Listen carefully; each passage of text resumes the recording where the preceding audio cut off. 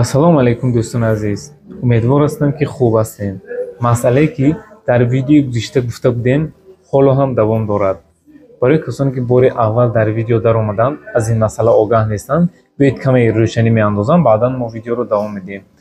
Мо видеои гузишта дар бораи як вирус гап зада будем ки гӯё ки розыгриш аз Арабистони Саудӣ.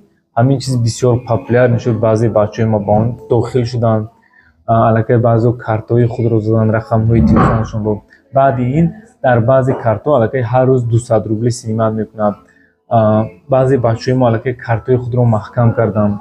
Як гурӯҳи дигарашон намедонанд ки баъди ин корро кардан картҳои худро заданду чӣ кор кунанд.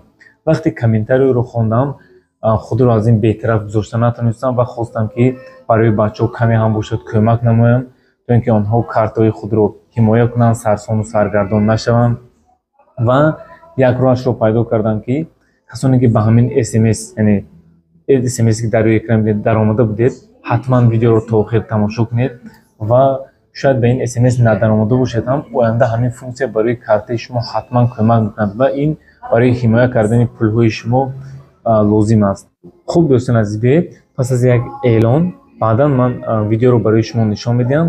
ҳатман видеоро то охир тамошо кунед ва ёро дӯстони худ поделитса кунед, то ин ки онҳо ҳам пулҳои худро аз интернет эмин нигоҳ доранд. Дӯстони азиз, танҳо дар моҳи шарифи Рамазон як аксия эълон кардем. айфонҳои XR дар корпуси 14 Pro ва 13 Pro нархашон 25000 рубл буд ва аз имрӯз бошад нархашон 24500 рубл. Боз дар болояш як наушники AirPods Pro Lux качества, бениҳоят качестваи хуб дорад, падарка. Шумо дар 24500 рубл соҳиби iPhone XR дар корпуси 14 Pro ё ин ки 13 Pro боз дар болояш наушник хоҳед шуд. Инчунин касоне ки Honor ҳам гирифтанӣ ҳастанд, Honor X8 памяташ 128 гигабайт, бениҳоят телефони хуб аст. Абзорашро дар описани силкаашро мемонам, метавонед даромада тамошо кунед. 14500 рубл дар болояш як наушники AirPods Pro, дар ин ҳам падарка. Яъне шумо соҳиби ҳамин наушник мешавед вақте ин телефонро ё ин ки айфонҳоро мегиред. Ин танҳо дар моҳи шарифи Рамазон. Инчунин касоне ки планшетро жда доштанд, ин планшетҳоро боз як партия овардем. Батареяш 10000 мАч аст, памяташ 256, андроидаш 12, 5G, 2 сим-карта ва боз якчанд бартариҳои дигар дорад. Инчунин клавиатура бо Bluetooth. Касоне ки хариданианд метавонед ки ба ин рақамҳо муроҷиат кунед. Доставка ба тамоми территорияи Россия бепул аст. Инчунин то Тоҷикистон ҳам равон мекунем. Дӯстон азиз, қариб бисёрии мо Сбербанк дорем ва маълум гашт ки бачаҳои мо зиёдтар картаи Сбербанкро задага ҳастанд дар ҳамон ҷо. Ва ман имрӯз бошад яке аз роҳҳои ҳимоя кардани картаи Сбербанкро ба шумо нишон медиҳам ки ин функсия дар Сбербанк аллакай хело шуд ки ҳаст. Ин бениҳоят як функсияи хуб аст, дар дигар картҳо ҳоло набаромдааст. Хай ҳатман функсие ки мегӯям ба картҳои худ поист дода бинед. Агар шумо картаи Тинькофф ё ки дигар картҳо дошта бошед, агар дар ҳамонҳо низ ҳамин функсия бошад, метавонед ки хомӯш кунед, лекин ҳозираш танҳо дар Сбербанк. Хуб, медарем ба Сбербанк онлайн. дар поиски Сбербанк онлайн нависед лимити нависед, худаш мебурад лимити ограничение по карте. Дохил мешавед. Агар шумо 2-3 карта дошта бошед, дар ин ҷо мебарад ҳамон картаи лозимиро, кадом картае ки пайваст кардагӣ будед дар ҳамин силка, ҳамон картаро интихоб кунед ва оянда низ шумо метавонед ки ҳамин агар 2 карта дошта бошед, як карташро баъзан барои покупка дар интернет истифода кунед ва як картаи дигарашро пулатонро дар ҳамон монед. Кӯшиш кунед ки дар интернет дар ягон ҷо назанед, яъне ҳар ду картаро задан шарт нест. Як картаро интихоб кунед, кай лозим шуд ба ҳамон пул гузаронед. Масалан дар ягон ҷо парковка ё ки ягон шахсое ки мошин доранд, заправка, ҳол бисёр корҳо тариқи интернет аз ягон интернет магазин чиз мехаред, танҳо як картаро истифода беред ва як картаи дигарашро монед.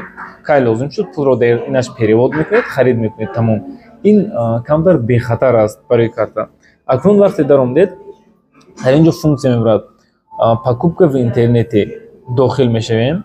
Дар ин ҷо ду функсия ҳаст, яъне покупка в интернете без подтверждения SMS кодом. Беҳтараш шумо ҳаминро хомӯш кунед. Баъди ин аз картаи шумо дар ягон ҷо автоматически намегирад. баъзе бачаҳо дар комментария навистанд ки аз картаи онҳо ҳар рӯз 200 рубли пул синмат кардасоз бе ягон смс. вақте шумо ин корро мекунед, аз картаи шумо дар куҷое пул гирифта мешавад, ҳатман смс меояд, смсро мезанед, баъдан медаред. дар интернет дар баъзе ҷоҳо барои осон шудани кор, яъне сахранид карта мепурсанд. вақте шумо картаро сахранид мекунед, дигар кай вақт лозим шуд, аз ҳамон картатон пулро гирифтан мегирад.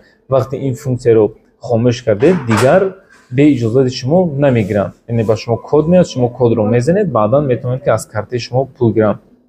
дар ин ҷо покупка в интернет ҳаст, инро ҳам метавонед ки хомӯш кунед.